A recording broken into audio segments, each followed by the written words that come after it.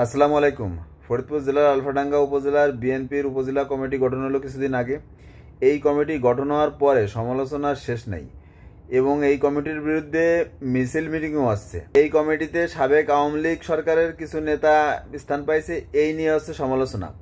একটা কথা মনে রাখতে হবে যে গোপালগঞ্জ হচ্ছে আওয়ামী লীগের ঘাঁটি, আর গোপালগঞ্জ ঘেঁষা উপজেলা হচ্ছে আলফাডাঙ্গা। এখানেও প্রায় ৮০ থেকে ৯০% লোক আওয়ামী লীগ করে। বাংলাদেশ স্বাধীনের পরে যতগুলো সুষ্ঠু নির্বাচন হয়েছে প্রতিটা নির্বাচনে এই আসন থেকে আওয়ামী লীগ বিজয়ী হয়েছে।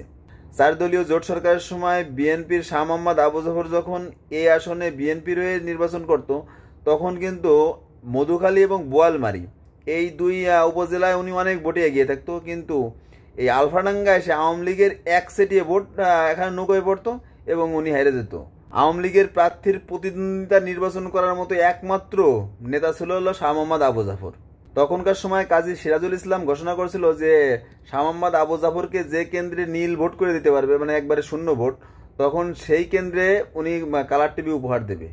হেলেন্সা সহ কয়েকটা সেন্টারে ওনারা একবার শাহ মোহাম্মদ আবু জাফরকে নীল করে দিয়েছিল।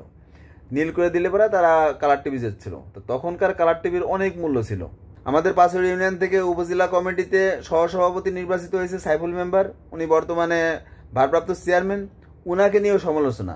উনি কবে সাবেক এমপি আব্দুর রহমানের গলায় একটা মালা পরাইছিল, সেই ছবি ফেসবুকে প্রচার করতেছে যে আওয়ামী লীগের লোককে কেন এই কমিটিতে নেওয়া হলো। উনি সহসভাপতি নির্বাচিত হয়েছে, এটা আমাদের জন্য গর্বের। উনাকে আমরা ধন্যবাদ না জানায় আমরা উনার নামে সমালোচনা করতেছি। উনার স্থানে অন্য কাকে দেওয়া যায় একটু তারা বলুক দিদেই। দলের জন্য আসলে অনেকের অবদান আছে, শুধু মিটিং মিছিল করলেই কিন্তু দলের বড় পদ পাওয়া যায় না। যারা এই বিবেচনা করছে তারা কিন্তু অনেক জিনিস ভেবে চিনতে এই জিনিসটা করছে। সাইফুল মেম্বার বর্তমানে উনি একজন চেয়ারম্যান, উনার নিজস্ব একটা দল আছে, উনার একটা বংশ আছে। উনি ইচ্ছা করলে ২-৪০০ ভোট উনি জোগাড় করে দিতে পারে, কিন্তু উনার স্থানে যদি অন্য একজন দলের সেই নিবেদিত প্রাণ ও দলের জন্য অনেক তাকে শেয়ার করছে ১৬-১৭ বছর ধরে, তারে যদি দেওয়া যায় সে কিন্তু পারবে না। আর আমরা যারা উনাকে নিয়ে সমালোচনা করতেছি যে উনি আওয়ামী লীগ থেকে আসছে, উনি বিগত দিনে কিন্তু বিএনপির রাজনীতি করত। মাঝে কিছুদিন হয়তো আব্দুর রহমানের সাথে সম্পর্ক ভালো ছিল, এখন উনি আবার বিএনপি। এইটাকে ইস্যু ধরলে পারা কিন্তু আমাদের এলাকায় যত বিএনপি আছে এরা কিন্তু প্রকৃত বিএনপি কেউ না। এরা সবাই শাহ মোহাম্মদ আবু জাফরের হাত ধরে বিএনপিতে আসে। শাহ মোহাম্মদ আবু জাফর যখন লাঙ্গলের নির্বাচন করছে তখন কিন্তু আমাদের এলাকার অধিকাংশ লোকই কিন্তু শাহ মোহাম্মদ আবু জাফরের লাঙ্গলেই ভোট দিছে। এরপর শাহ মোহাম্মদ আবু জাফর ৪ দলীয় ঐক্য জোট, তারপরে যখন উনি বিএনপিতে যোগদান করে সবাই বিএনপি চলে আসে। এর আগে যখন শামসুল বাড়ি মিয়ামোহন নির্বাচন করছে তখন কিন্তু ১৪,০০০ না ১৫,০০০ ভোট পাইছে। তো তার এই ১৪,০০০ ১৫,০০০ ভোট যারা দেশে এরাই প্রকৃত বিএনপি। এছাড়া কিন্তু এরা যারা আসছে এরা কিন্তু দল চেঞ্জ করে বিএনপিতে আসছে।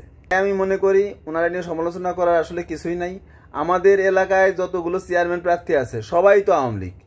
এখন উনি একজন রানিং চেয়ারম্যান, উনি যদি বিএনপিতে আসে এটা তো দলের জন্য ভালো। আমাদের ৮ নম্বর ওয়ার্ড দেউলিগ্রাম, ওখানে আমরা ৮-১০ জন লোক বিএনপির পক্ষে ছিলাম। ওই জায়গায় যদি ওয়ার্ড কমিটি গঠন করা হয়, ওয়ার্ড কমিটি গঠন করতে তো ৩০ জন লোক লাগে। তো ৩০ জন লোক ওখানে কোথায় পাবো? বা এই পাঁচুড়ি ইউনিয়নে আসলে সাধারণ লোকদের যদি কমিটি গঠন করে তার কথা তো কেউ শুনবে না। অবশ্যই জনপ্রতিনিধি লাগবে, অবশ্যই টাকাওয়ালা কিছু লাগবে, মানে যারা দলের জন্য টাকা পয়সা খরচ করতে পারে এরকমের লোক লাগবে। তা এইগুলো বিবেচনা করেই হয়তো আওয়ামী লীগের কিছু লোককে এই কমিটিতে স্থান দিয়েছে। নির্বাচনকে সামনে রেখে আমার মতে এই কমিটি গঠন করা ঠিক হয়নি। এখন দেখা যাচ্ছে যারা পদবঞ্চিত হয়েছে ওরা কিন্তু দলের পক্ষে ঠিকমতো কাজ করবে না। দলের যারা নীতি নির্ধারক আছে তারাই ভালো জানে কোনটা করলে ভালো হয়, তারা সেটা করছে। যারা এটার বিরোধিতা করতেছে আসলে মনের আবেগেই এটা করতেছে, দলকে ভালোবেসে, এটা দোষের কিছু না। সৎ পথে থেকে রাজনীতি করে কেউ প্রতিষ্ঠিত হতে পারে না। দল কিন্তু কোনো কর্মীকে বেতন দেয় না।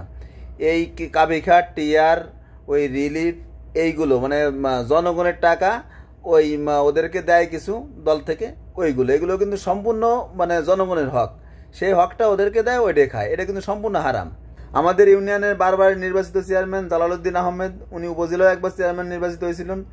উনি চেয়ারম্যানই বা উপজেলা চেয়ারম্যান নির্বাচিত হয়ে উনি কিন্তু বাড়ি গাড়ি ধন সম্পদ কিছু করতে পারে না। উনার যে বাবার সম্পদ ওই আরও উনি বিক্রি করে করে নির্বাচন করছে।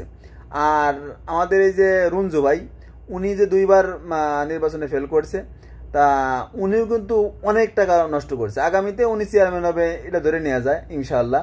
তা উনি চেয়ারম্যান হয়ে যে ওই যে টাকা লস গেছে এই টাকা যে উঠাইতে পারবে এটাও বিশ্বাস নাই। তা রাজনীতি করে আসলে কেউ কিছু করতে পারে না। আর আমার দেখা একজন লোক শুধু রাজনীতি করে জীবনে প্রতিষ্ঠিত হয়েছে, সে হচ্ছে আমাদের দেওলি সেকেন্দার ভাই।